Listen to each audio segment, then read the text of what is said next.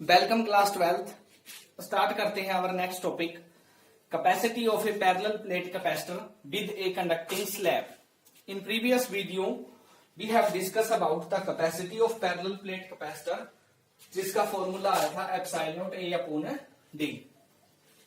उसके बाद में हमने स्टडी किया था energy stored in a capacitor की एनर्जी कितनी स्टोर होती है, और उसके बाद हमने टॉपिक किया था एनर्जी डेंसिटी। और मैंने आपको बताया था वो दोनों के दोनों इंपॉर्टेंट टॉपिक है, वो वेरी इंपॉर्टेंट है, और सीबीएसई के लिए ये टॉपिक भी मोस्ट इंपॉर्टेंट है।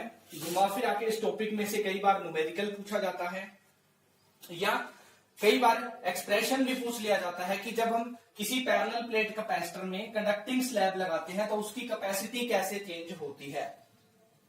क्लियर?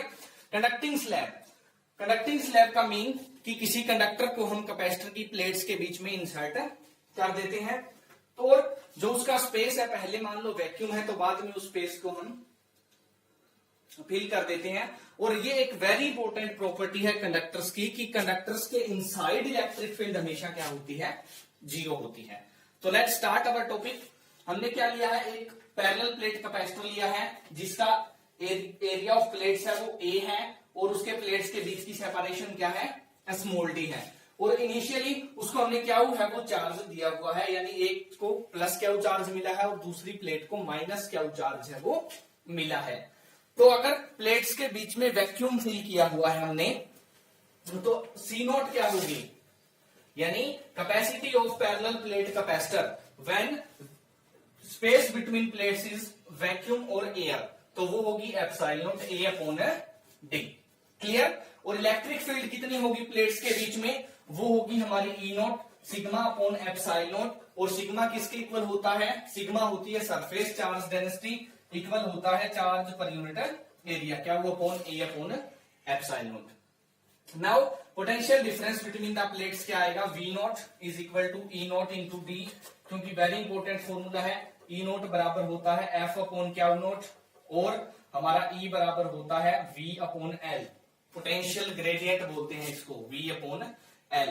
तो यहां से V किसके इक्वल आ गया? E इंटू एल या E इंटू डी। क्लियर? तो हमने E की वैल्यू पुट कर दी। ये तो था हमारा कब तक? जब इस प्लेट्स के बीच में कंडक्टिंग स्लैब नहीं है, वैक्यूम है। अब हमने क्या किया? T थिकनेस की, यानी T क्या है? लेस देन है D, सेपरेशन बिटवीन प्लेट से कम है, तो T थिकनेस की एक कंडक्टिंग स्लैब लगा दी, यानी कंडक्टर की बनी हुई स्लैब लगा दी। कंडक्टर का बना हुआ एक रेक्टेंगुलर पीस उसके अंदर डाल दिया। क्लियर? जैसे ये डस्टर है, मान लो ये कंडक्टिंग स्लैब है, तो इसकी थिकनेस T हो गई, हमने इसके प्लेट्स के बीच में इसको रख दिया। अब प्रॉपर्टी क्या होती है कंडक्टर की कि कंडक्टर के इनसाइड इलेक्ट्रिक फील्ड क्या हो जाता है बेटा? जीरो हो जाता है। बस आपने इतना ही याद रखना है कि जैसे ही हमने कंडक्टिंग स्लैब T थिकनेस की लगाई, इतनी जगह के अंदर इलेक्ट्रिक फील्ड क्या हो गया? जीरो हो गया। तो इलेक्ट्रिक फील्ड कितना बचा कैपेसिटर के अंदर? ये इतनी वाली जगह में बच गया, इतनी वाली जगह में। या इसको कैसे लिख सकते हैं? D माइनस टी, यानी इलेक्ट्रिक फील्ड कितना बचा? D माइनस टी स्पेस के अंदर इलेक्ट्रिक फील्ड बच गया। यही चीज मैंने यहां लिखी है कि when A conducting slab of thickness T less than D is placed between the plates, free electrons flows inside it so as to reduce the electric field to zero inside the slab। Slab के अंदर electric field क्या हो जाएगी? Zero. और इसके plates के बीच में इलेक्ट्रिक फील्ड क्या है? ई नॉट है। इट मीन अब हमारे पास कितनी इलेक्ट्रिक फील्ड एग्जिस्ट करेगी? In the thickness D minus T, D minus T के अंदर ही इलेक्ट्रिक फील्ड है वो रहेगी। और इसके हिसाब से हमारा पोटेंशियल डिफरेंस क्या आ जाएगा? पोटेंशियल डिफरेंस आ जाएगा ई नॉट इंटू पहले जो थिकनेस D थी, अब वो कितनी रह गई? D minus T. क्लियर? तो हमारा पोटेंशियल क्या आ जाएगा?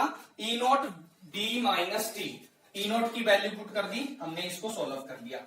आल्सो न्यू कैपेसिटी क्या आ जाएगी? न्यू कैपेसिटी या capacitance of capacitor in presence of conducting slab. Capacity किसके बराबर होती है? तो आंसर है कैपेसिटी बराबर होती है चार्ज अपॉन पोटेंशियल। चार्ज अब भी क्या हुआ है? पोटेंशियल चेंज हुआ है। किसके कारण? D माइनस टी जो स्पेस है उसमें इलेक्ट्रिक फील्ड रहा है, जो T थिकनेस की कंडक्टिंग स्लैब है उसके अंदर भी इलेक्ट्रिक फील्ड नहीं है। तो सभी की वैल्यू पुट की, हमने सोल्व किया। तो हमने सोल्व किया तो हमारे पास क्या आ गया? Q upon Q D minus T into A upon epsilon naught. तो ये चीज हमारे पास आ गई, क्याऊ से क्याऊ कैंसिल हो गया, न्यू सी यानी कैपेसिटी कितनी आ गई, epsilon not A upon d minus T. थोड़ा सिंप्लीफाई करने के लिए हम क्या करते हैं, डी से ही मल्टीप्लाई कर देते हैं, डी से ही डिवाइड कर देते हैं। तो हमने क्या देखा, ये चीज देखिए, epsilon not A D, epsilon not A upon D, ये क्या है, सी नॉट, यानी व्हेन प्लेट्स के बीच में वैक्यूम था तब हमारी कैपेसिटी। तो हमारी न्यू कैपेसिटी क्या आ गई, C इज इक्वल आ गया d upon d minus T into C naught. यानी जब हमने कंडक्टिंग स्लैब लगाई तो हमारे कैपेसिटर की कैपेसिटी है वो इंक्रीज हो गई, new capacity is greater than C naught. और किस फैक्टर से इंक्रीज हुई है, d upon d minus t factor से। क्लियर। बस ध्यान क्या रखना है, हमने ध्यान इतना रखना है कि जितनी थिकनेस की हम ग्लास जो कनेक्टिंग स्लैब लगाएंगे उतनी थिकनेस की इलेक्ट्रिक फील्ड है वो रिड्यूस हो जाएगी और उसी फैक्टर से हमारा जो कैपेसिटी है वो इंक्रीज हो जाएगी। Clear. Thank you, have a good day.